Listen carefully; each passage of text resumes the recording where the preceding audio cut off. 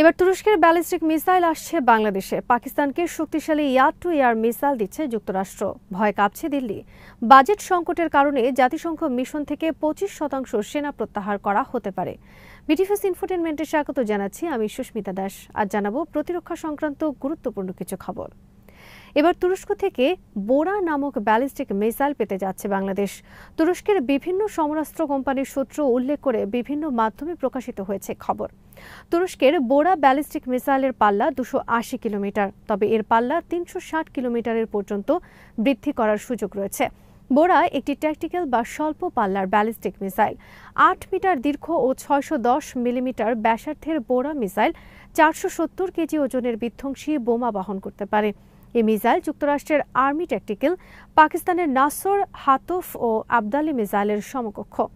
প্রকাশিত খবরে বলা হয়েছে, বাংলাদেশ 2018 সালে তুরস্ক থেকে এই মিসাইল সংগ্রহের উদ্যোগ নেয়, কিন্তু বিভিন্ন কারণে আর পরবর্তীতে অগ্রসর হয়নি এই মিসাইল সংগ্রহের চেষ্টা।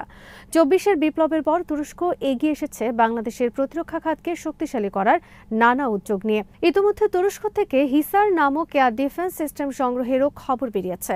হিসার এয়ার ডিফেন্স সিস্টেম সংগ্রহের পর এবার যদি ground based ballistic missile Bangladesh সংগ্রহ করতে পারে, তবে এটি বাংলাদেশের ইতিহাসে একটি মাইল ফলক হয়ে থাকবে। কারণ এটি হবে বাংলাদেশের ইতিহাসে প্রথম সারফেস টু সারফেস বা গ্রাউন্ড বেসড কোনো ব্যালিস্টিক মিসাইলের অধিকারী হওয়ার ঘটনা।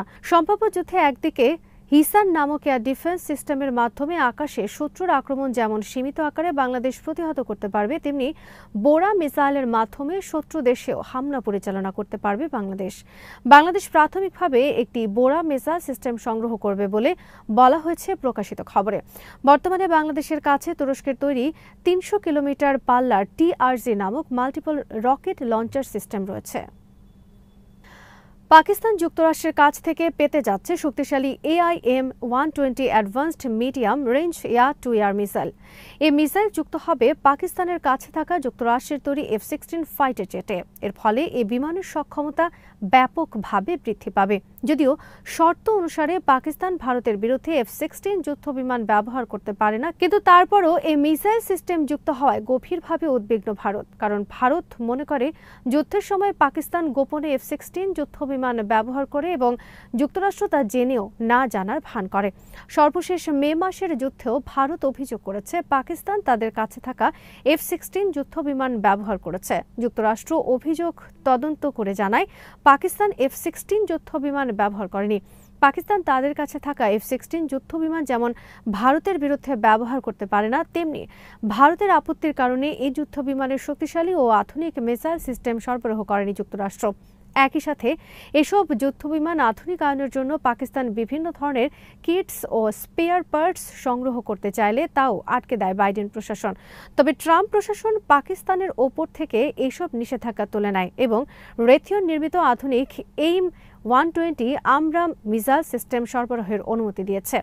একটি আধুনিক আমরাম মিসাইলের দাম $10 লাখ। পাকিস্তান কমপক্ষে 200টি আমরাম মিসাইল কিনবে যুক্তরাষ্ট্রের কাছ থেকে।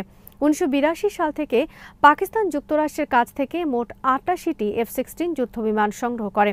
বর্তমানে 75টি বিমান সার্ভিসে রয়েছে। এসব বিমান আধুনিকায়ন এবং মিসাইল সহ স্পেয়ার পার্টস সংগ্রহের লক্ষ্যে পাকিস্তান যুক্তরাষ্ট্রের সাথে $2.5 বিলিয়ন চুক্তি করেছে। গত সপ্তাহে পাকিস্তানের বিখ্যাত ডন প্রকাশ করেছে এ বিষয়ক খবর। সামরিক বিশ্লেষকদের মতে F-16 যুদ্ধ বিমান আধুনিকায়নের ফলে এসব বিমান 4.5 জেনারেশন বিমানে পরিণত হবে। এর ফলে বিপুল সংখ্যক এসব শক্তিশালী বিমানের মাধ্যমে পাকিস্তান ভারতের বিরুদ্ধে বিমান শক্তির দিক দিয়ে অপ্রতিরোধ্য অবস্থানে চলে আসবে।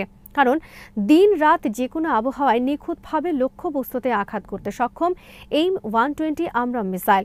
2019 সালে পাকিস্তান তাদের কাছে থাকা F-16 ফাইটার জেটের মাধ্যমে ভারতের একাধিক MiG-21 ভূপাতিত করে এবং গ্রেফতার করে অভিনন্দন নামের একজন পাইলট।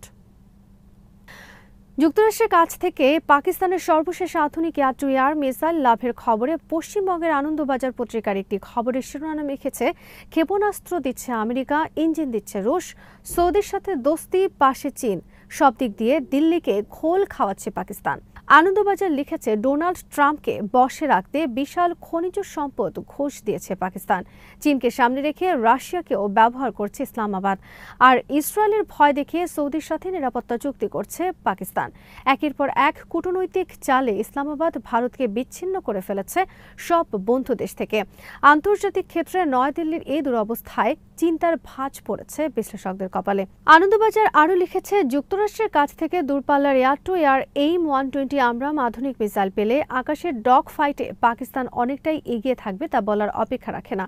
তুরস্ক এবং সৌদি আরবও পাচ্ছে এই মিসাইল। আনন্দবাজারের তথ্য অনুসারে গত সেপ্টেম্বরে জাতিসংঘ অধিবেশনের সময় হোয়াইট হাউসে ডোনাল্ড ট্রাম্পের সাথে একান্ত বৈঠক করেছেন পাকিস্তান প্রধানমন্ত্রী শাহবাজ শরীফ ও সেনাপ্রধান আসিম মনির।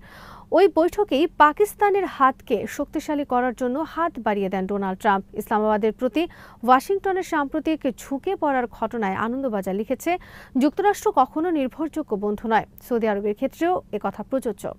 আনন্দবাজার পরামর্শ দিয়েছে, ফ্রান্স এবং ইসরায়েলের মাধ্যমে ভারতের পক্ষে যুক্তরাষ্ট্রের ওপর চাপ সৃষ্টির উদ্যোগ গ্রহণের। বাজেট সংকটের কারণে জাতিসংঘ শান্তিরক্ষী মিশন থেকে শতকরা 25% সেনা ফেরত আনা হবে। এর ফলে 13 থেকে 14,000 সেনা, পুলিশ ও মিশনের বেসামরিক জনবলকে নিজ নিজ দেশে ফেরত পাঠানো হবে। জাতিসংঘ শান্তিরক্ষী মিশনের নাম প্রকাশে অনিচ্ছুক এক কর্মকর্তা এ তথ্য প্রকাশ করেছেন। তুরস্কের ডেইলি সাবার বৃহস্পতিবার প্রকাশ করেছে খবর। যুক্তরাষ্ট্র জাতিসংঘের শান্তিরক্ষী মিশনে সবচেয়ে বেশি সহায়তা দিয়ে থাকে যুক্তরাষ্ট্র। শান্তি মিশনের মোট ব্যয়ের 26% বহন করে যুক্তরাষ্ট্র। কিন্তু ট্রাম্প প্রশাসন এ সহায়তা ব্যাপকভাবে কমিয়ে আনায় খরচ বহন করতে সমস্যায় পড়েছে শান্তি মিশন। যুক্তরাষ্ট্রের পর জাতিসংঘ শান্তি মিশনে অবদান রাখছে চীন। জাতিসংঘ শান্তি মিশনের মোট ব্যয়ের 24% বহন করে চীন। জাতিসংঘ কর্মকর্তা বলেছেন, যুক্তরাষ্ট্রের কাছে বর্তমানে $2.8 বিলিয়ন পাওনা রয়েছে। যুক্তরাষ্ট্র বলেছে তারা $680 মিলিয়ন বেশি দেবে না। গত আগস্টে ট্রাম্পের শান্তি মিশনের $800 মিলিয়ন অনুদান বাতিল করেন। মধ্যপ্রাচ্য, Sudan, Congo, Lebanon, Kosovo, Cyprus, Central African Republic, Western Sahara, Golan মালভূমি, দক্ষিণ সুদান, পাকিস্তান ও ভারতের মধ্যে যুদ্ধবিরতি রেখা সহ বিভিন্ন অঞ্চলে জাতিসংঘের অধীনে শান্তিরক্ষী বাহিনী মোতায়েন রয়েছে। বর্তমানে জাতিসংঘ মিশনের সবচেয়ে বেশি সেনা রয়েছে নেপালের, তথা 5,900। দ্বিতীয় স্থানে রয়েছে রুয়ান্ডা, তাদের সেনা সংখ্যা 5,900। তৃতীয় স্থানে রয়েছে বাংলাদেশ, বাংলাদেশের সেনা সংখ্যা রয়েছে 5,600। চতুর্থ স্থানে রয়েছে ভারত, ভারতের সেনা সংখ্যা রয়েছে 5,300। শান্তি মিশনে সেনা সংখ্যা কমানোর প্রভাব পড়তে পারে বাংলাদেশে। তাছাড়া ভবিষ্যতে বাংলাদেশ সহ বিভিন্ন দেশের জাতিসংঘ শান্তি মিশনে সেনা পাঠানোর ক্ষেত্রেও প্রভাব পড়তে পারে। আজ এখানেই শেষ করছি। সমরাস্ত্র, প্রতিরক্ষা ও কূটনীতির নানা তথ্য জানতে চোখ রাখুন বিডিফিউজ ইনফোটেইনমেন্টে। চ্যানেলটি ভালো লাগলে সাবস্ক্রাইব করুন, সংযুক্ত থাকুন আমাদের ফেসবুক পেজে।